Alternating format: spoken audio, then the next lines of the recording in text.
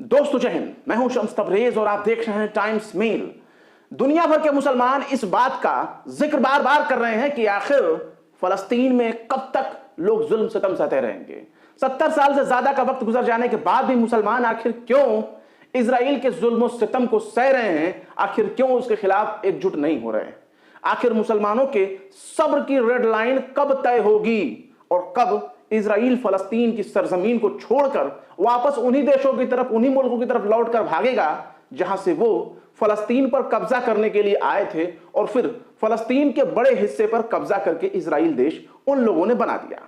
लेकिन अब हालात ऐसे मोड़ पर आ गया है जहां इजराइल को खुद इस बात का इजहार करना पड़ रहा है कि मुसलमानों के सब्र का बांध कब टूट सकता है और कब मुसलमान उसके खिलाफ बड़ा मोर्चा खोल सकते हैं। दरअसल उस रेड लाइन का नाम है अल अक्सा।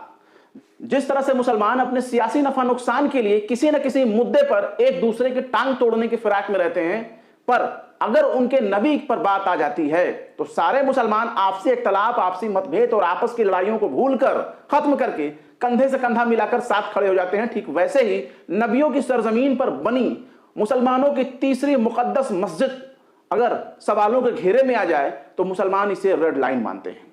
कहने का मतलब यही है कि नबी और मुकद्दस इबादत गाह मुसलमानों की रेड लाइन है और अगर इसके वजूद पर कोई खतरा होगा तो मुसलमानों के जीने और मरने का सवाल खड़ा हो जाएगा। पर अब मुस्लिमों ने एक होकर इजराइल को जैसे ही लाल आंखें दिखाई है, वैसे ही इजराइल छोटा सा नन्ना सा मुन्ना सा बच्चा दुबक कर बैठ गया। उसे समझ में आ गया कि अगर इजराइल ने रेड लाइन क्रॉस करने की कोशिश की तो फिर मामला यहूदी बनाम मुसलमान नहीं बल्कि यहूदी बनाम ईसाई भी हो जाएगा, जिसके बाद दुनिया के नक्शे पर इजराइल का नामो निशान मिट सकता है। यानी 70 साल से बनी बनाई उसकी तमाम कोशिशों पर पानी फिर जाएगा एक ही झटके में। दरअसल इजराइल के सबसे बड़बोल नेता और कट्टरपंथी यानी इजरायली आतंकियों का सरगना इतमार बेन गवीर का एक बयान तमाम मुस्लिम देशों के कानों में गूंज रहा है।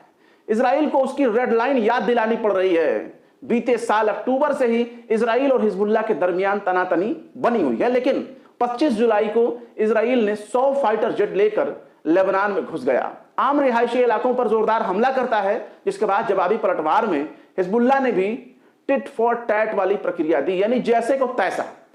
जवाब देते हुए हिजबुल्लाह ने 300 से ज्यादा रॉकेट इजरायली इलाकों पर दागे जिसमें मिलिट्री बेस शुमार थे।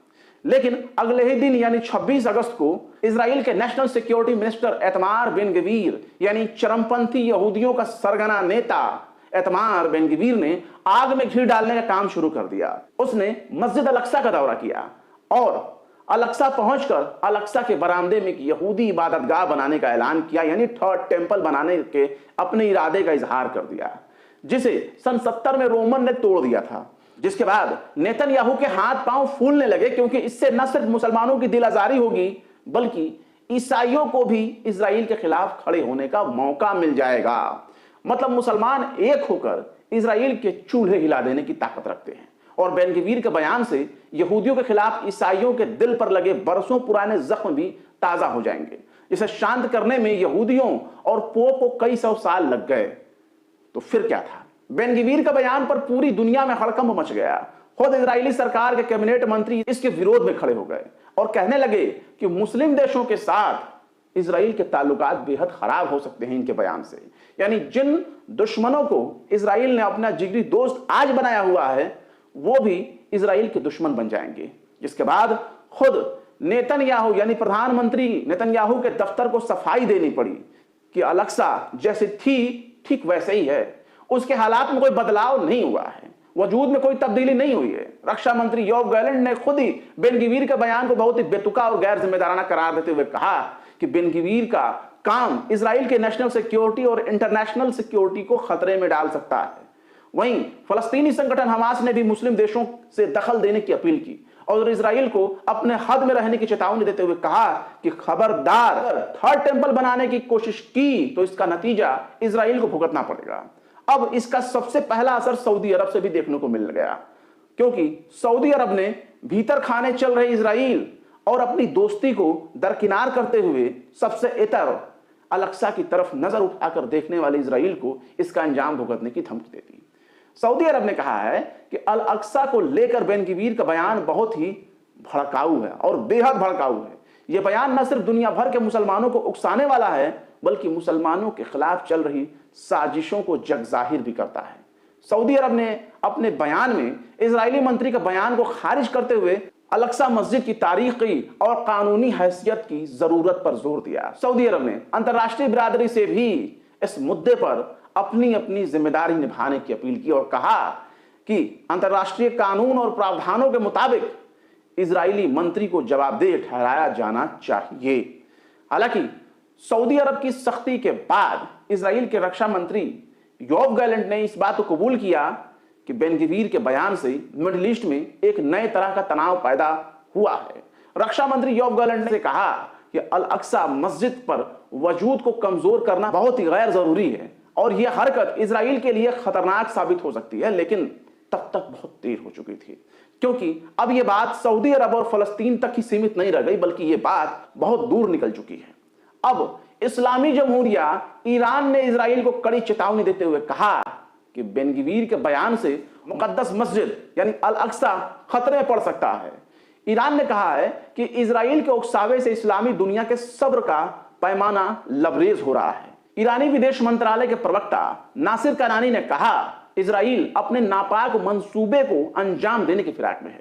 इजराइल इस हद तक बेशर्मी पर उतर चुका है कि अल-अक्सा मस्जिद में एक इबादत गाह बनाने के अपने नापाक मंसूबे का नारा बुलंद कर रहा है। नासिर कनानी ने इसे इस्लामी उम्मा के लिए सीधा चैलेंज करार दिया।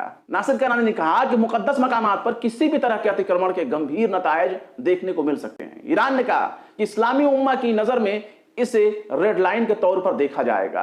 कट्टरपंथी बेन गवीर के बयान से इजराइल के खिलाफ तुर्की से लेकर जॉर्डन तक चेतावनी और रेड लाइन को याद दिलाए जाने का सिलसिला शुरू हो गया।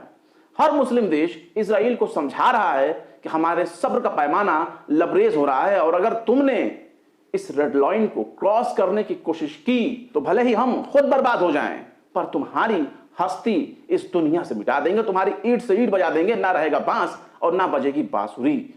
दरअसल दुनिया के तमाम मुसलमानों के दिल में अल-अक्सा और फलस्तीन बसता है, पर वहां बैठी हुकूमतें अपने सियासी नफा नुकसान के फिक्र में इजराइल और अमेरिका जैसे देशों से यारी दोस्ती निभा रहे हैं। पर वहां की आवाम अपने जख्मों को ताजा समझती है, उसका नजरिया नहीं बदलने वाला। इजराइल कल भी कब्जाधारी था और आज भी कब्जाधारी है, लेकिन मस्जिद अल-अक्सा रेड लाइन है जिसे इजराइल भी समझ रहा है और अमेरिका भी।